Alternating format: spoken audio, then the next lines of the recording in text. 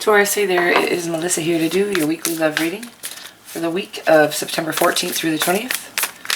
If you have not already, please smash that subscribe button. You can hit that bell notification icon if you'd like to be notified when I upload or go live. This is for Taurus, Sun, Moon, Rising, and Venus. It will not resonate for all of you. However, if it does resonate for you, please do hit that like button for me and feel free to share this on other platforms. There is a PayPal me account and a price list, as well as an email address to get a hold of me for personal readings. If you do leave the channel a donation, thank you so much. I appreciate you. Let's get at your reading.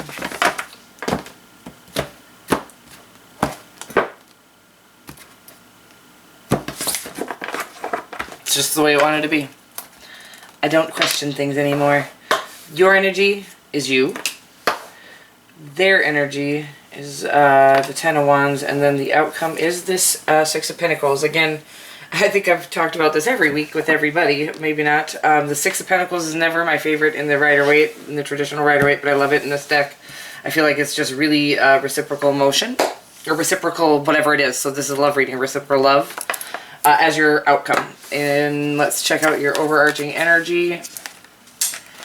So I'm just going to keep on going. We'll stop there. But I will say that I think that this Nine of Wands can mean sort of like needing a little rest and relaxation, which as well the Hermit does after some, you know, some serious battles within. I think is what that represents. So we do have two twos here, the Two of Wands and the Two of Pentacles. The Two of Pentacles is needing to make a choice. I feel like the Two of Wands is having made a choice, but we'll get to that. The Two of Pentacles can be just really, I think, you know, also I've just recently heard it interpreted, oh, what the heck did I just say? Interpreted as needing to have more fun, or something like that. And, well, okay. It's an interesting interpretation. I don't know. Not in, you know, I've read a few different books and I haven't covered any of them, but that wasn't in there. But I feel like I like that, like just needing to loosen up maybe a little bit, like enjoy life and all of its glory. We get so caught up in knowing what it is that we desire, and then you know, until we get those things, you know, whatever it is we do choose, until we get those things, sometimes we spend so much time focused on them, we don't enjoy the moments in, you know, in there are always waiting processes. It was really about enjoying the process, and really finding joy in every part of the process. Every, you know, remembering, you know, when I'm in a really dark space, I forget to enjoy my children, and it's like, what? Like, you know, I've always been the lady that everybody's kids wanted to go play with because I'm so good with kids, or I like to play. I get down, I play. We play hard. But through some of this, you know, spiritual shifting I've gone through, there's been months on end where I'm like, I haven't laughed with my children in months. So just remembering to enjoy the process is, and it's not always so easy. There are dark moments where you can't enjoy the process, and that's, you know, it's all about actually accepting the process wherever you're at in it. Anyways, got on a little tangent there. We've got the Two of Wands, well, the Hermit mode. This is, you know, going within, really kind of working diligently and finding this space of what is it that I want in this world? Where am I going? And, you know, and really I think the Hermit mode is just a signification of when we get to the place in life where we start living for us and for our own true soul's desires instead of the ego and what society has told us to do or what we should do. Really about finding that inner knowing of, again, what brings you joy and how to enjoy the process. And anyways, the Two of Wands is, can be a crossroads. I just feel like I just heard another great interpretation of the Two of Wands yesterday as well. But let's just, you know, I think it can be, all twos can be kind of a decision needing to be made, or sort of a crossroad. I know it was choosing, in one of my readings, it was just, we came to this space where it really was clear that this was meaning choosing yourself over, you know, continuing to fight for something that may or may not. Honestly, anything that is guided by the divine, you'll not have to fight for.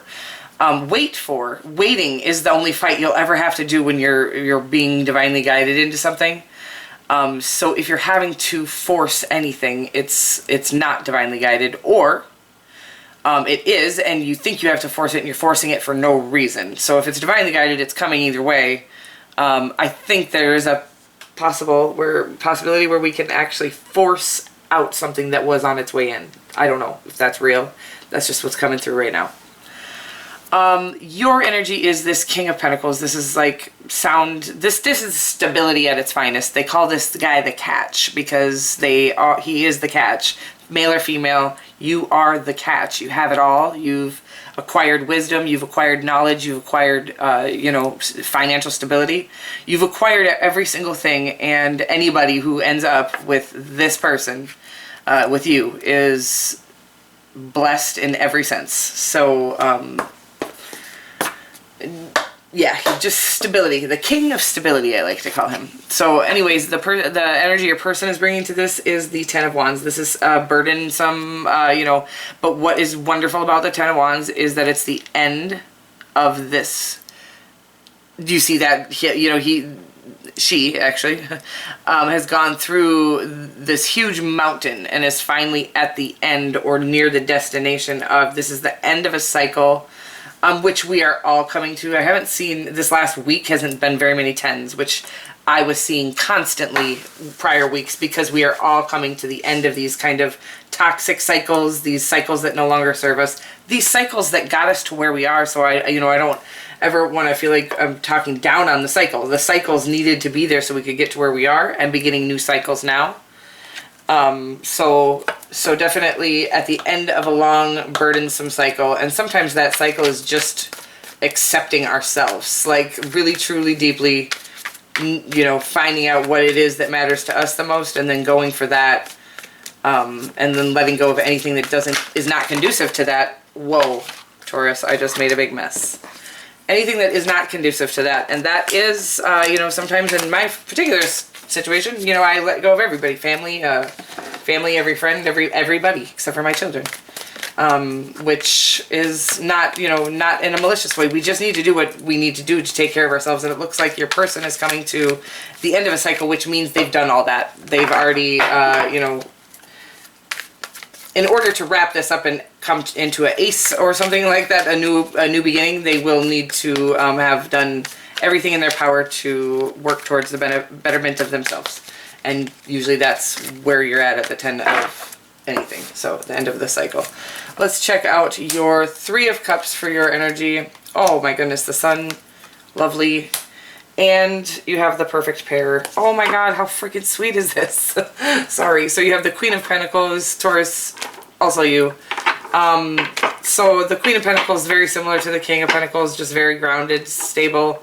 And anything the Pentacle Court bring is, I like to describe them or you guys as this just solid wood table. This is not an IKEA table. This is a real, you are ready to give somebody your everything, and this is like the perfect pair in there. That's usually signifies a soulmate or even twin flame. I don't really know, my take on all of that. Soulmate, somebody who I think we all do have somebody we are connected to energetically from birth, that we end up with, or we at least, I think we go through many different soulmates. But there is somebody, I think, always waiting at the end of all the work, right? I think that there's always this prize, this one person who was always going to fit the mold that, not that we should be fitting molds, but that was always going to fit the yin to our yang. And that's what I think happens when a perfect pair shows up on the board. All in your energy. It's all so sweet. The Sun, I don't know if we really even need to talk about it. This is the happiest card. This is happy everything. This is true happiness, and I think that this is what I'm going to relate it to, is that you bring that for this person.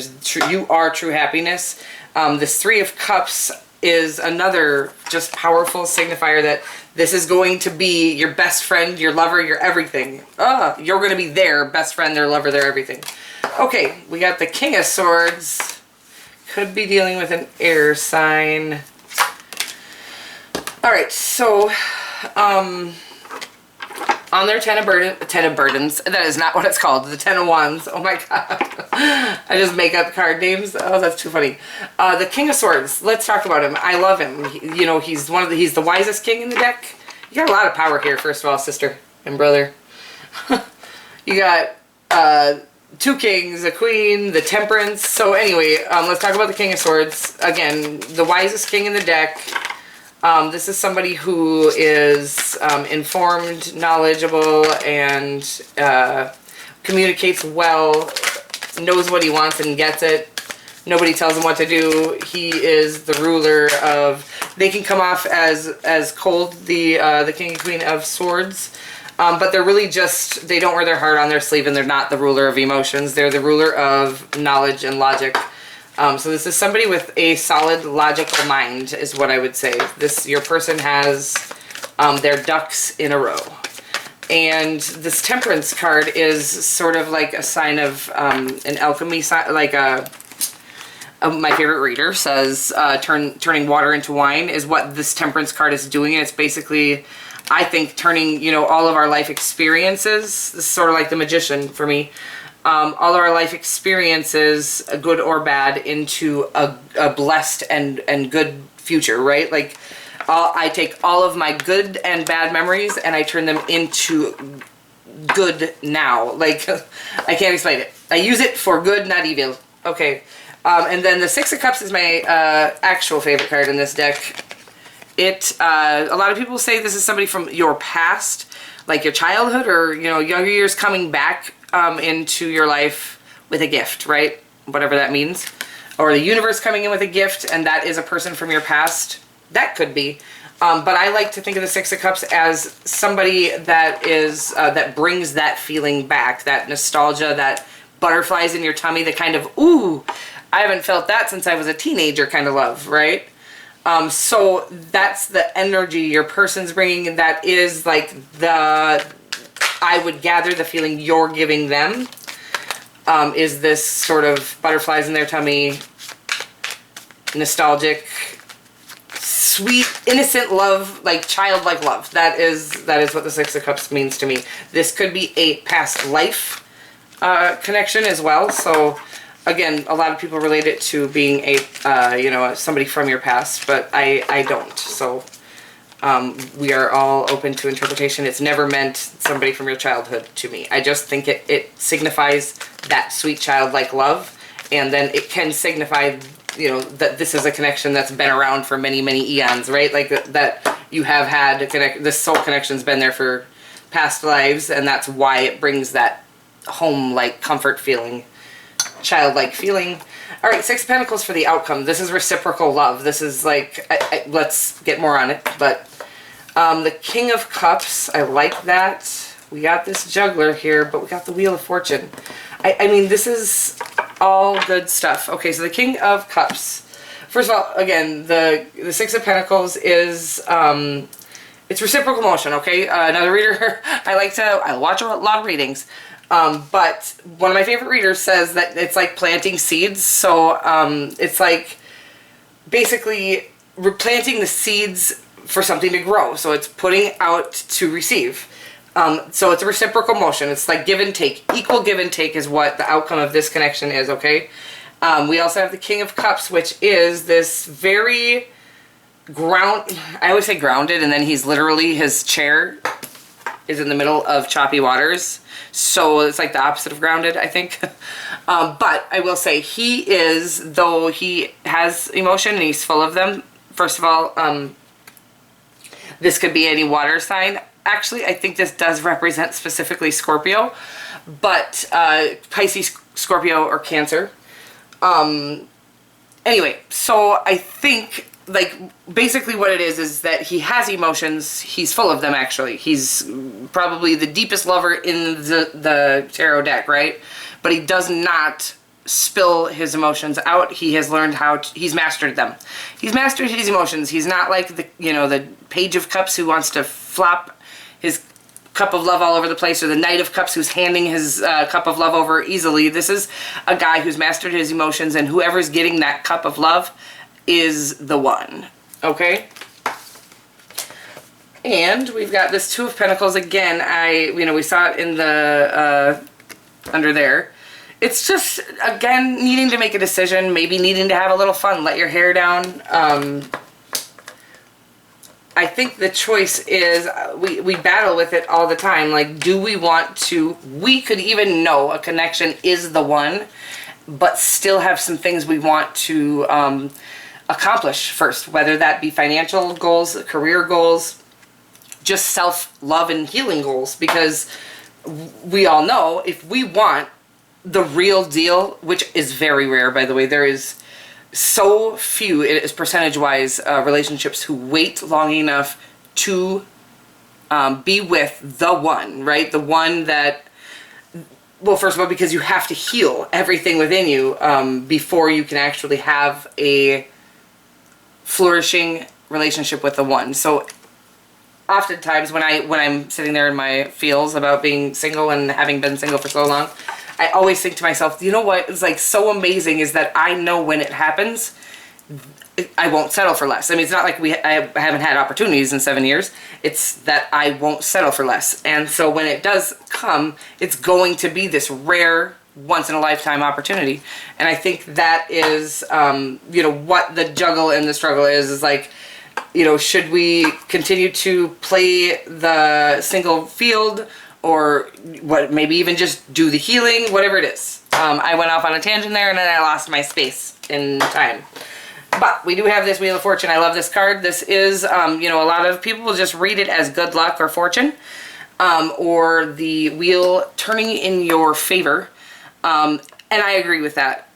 If you are a person with good intentions, this means that you're about to come into sort of like gifts from the universe, luck that you, where you were kind of feeling maybe like, that doesn't seem to ever happen for me. That, oh, that person's so lucky. Those things that people say that about are about to start happening to you when this shows up. Again, you can't be out harming humans and expect this Wheel of Fortune to be good fortune. It will be bad. So whatever you're putting into the universe is going to be handing back to you times 10.